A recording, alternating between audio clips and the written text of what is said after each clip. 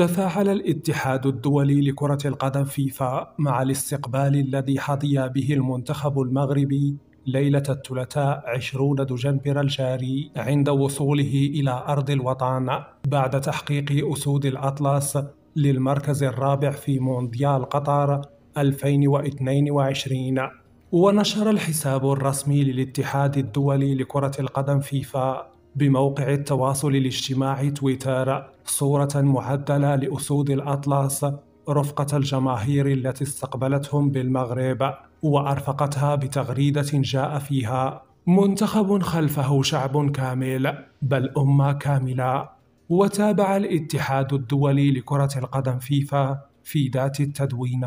استقبال رائع حظي به المغاربة في بلدهم،